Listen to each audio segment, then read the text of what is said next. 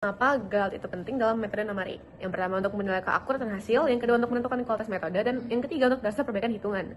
Lalu ada untuk keputusan praktis. Selanjutnya ada 3 jenis GALT dalam metode numerik, yaitu GALT absolut, relatif, dan persentase. Pertama, GALT absolut adalah selisih mutlak antara nilai sejati dengan nilai pendekatan. Contohnya nilai sebenarnya 10 dan hasil 9,7, maka GALT absolutnya adalah 0,3. Kedua, GALT relatif adalah GALT absolut yang dibandingkan dengan nilai sejati. Misalnya nilai sebenarnya 50 dan pendekatan 47, maka GALT relatifnya adalah 0,06. Ketiga, GALT persentase adalah GALT relatif dalam bentuk persen. Contohnya nilai sebenarnya 80 dan hasil 76, maka GALT persentasinya adalah 5%. Jadi ketiga GALT ini digunakan untuk mengukur tingkat ketelitian hasil metode numerik. Ini saya akan menjelaskan materi pada slide 5 dan 6. Dalam metode numerik, ketelitian dimulai dari digit signifikan, yaitu angka pasti ditambah satu angka taksiran yang memberi arti pada presisi. Untuk menjamin hasil kita lebih akurat hingga n digit, kita menggunakan kriteria Scarborough atau kriteria akurasi. Rumusnya itu GALT relatif harus lebih kecil dari 0,5 dikali 10 pangkat 2 min n%. Contohnya, untuk akurasi 3 digit, GALT kita tidak boleh lebih dari 0,05%.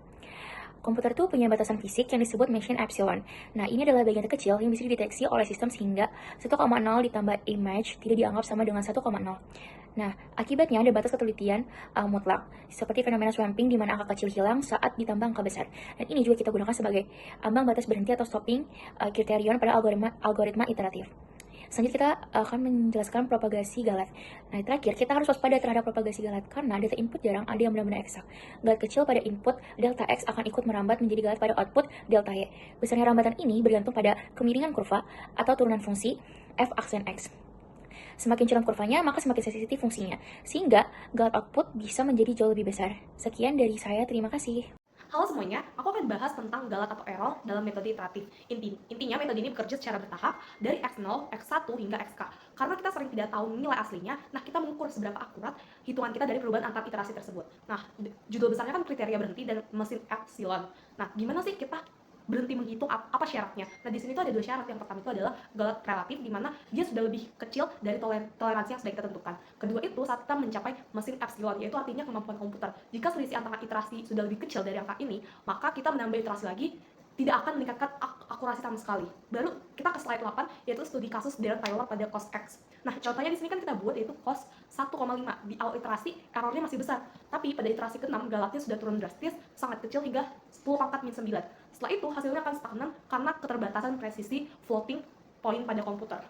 Nah, kesimpulannya, kita berhenti bukan karena solusinya sudah sempurna, tapi karena GALT-nya sudah cukup kecil sesuai toleransi yang kita inginkan. Terima kasih. Nah, pada studi kasus kedua ini, kami menguji implementasi deret binomium Newton untuk menghitung fungsi fx sama dengan 1 per 1 plus 2x pada titik x sama dengan 0,2. Nilai eksak yang menjadi acuan kita adalah 0,71428574143. Dalam metode numerik, fungsi ini diurai menjadi deret ganti tanda, yaitu 1 min 2x plus 4x pangkat 2 min 8x pangkat 3, dan seterusnya. Di sini, kami menganalisis 2 aspek GALT utama. Yang pertama adalah GALT pemotongan karena penggunaan jumlah suku kata yang terbatas, dan kedua adalah GALT pembulatan yang muncul akibat keterbatasan memori 64 bit komputer dalam memproses angka floating point. Untuk slide selanjutnya, pada slide ini kita dapat melihat implementasi kode Python yang melakukan akumulasi suku deret secara bertahap. Perhatikan tabel hasil di sebelah kanan. Pada awal iterasi, n sama dengan 0, pendekatan masih sangat kasar dengan GALT absolut sebesar 0,285. Seiring bertambahnya suku atau n, nilai numerik secara konsisten mendekati nilai eksak. Sehingga pada suku ke-10 kita memperoleh nilai 0,71431 dengan GALT absolut yang sudah sangat minim di kisaran 0,00002. Poin teknis yang menarik di sini adalah kolom estimasi GALT pemotongan. Sesuai teori, nilai estimasi ini selalu lebih besar dari GALT absolut asli, sehingga memberikan indikator aman bagi kita untuk menghentikan iterasi setelah mencapai tingkat akurasi yang diinginkan. Kesimpulan yang kami peroleh yang pertama, hakikat GALT. GALT adalah selisih antara nilai sejati dan nilai hampiran yang muncul karena keterbatasan sistem komputasi. Yang kedua, dualisme sumber. GALT didominasi oleh 2 faktor utama. Yang pertama, GALT pemotongan akibat penggunaan deret tak hingga yang terbatas, seperti Taylor atau binomium. Yang kedua, GALT pembulatan akibat keterbatasan memori komputer dalam menyimpan digit signifikan. Yang ketiga, signifikansi angka Bena, yaitu jumlah digit signifikan menentukan presisi komputasi. Yang keempat, efisiensi iteratif. Penggunaan GALT relatif sebagai kriteria berhenti memungkinkan algoritma konvergen secara otomatis saat mencapai tingkat akurasi yang diinginkan tanpa bergantung pada skala nilai. Saran dari kelompok kami, yang pertama, manipulasi aljabar. Hindari operasi yang memicu loss of significance, seperti pengurangan 2 bilangan hampir sama dengan menggunakan manipulasi aljabar atau perkalian sekawan. Yang kedua, kontrol toleransi.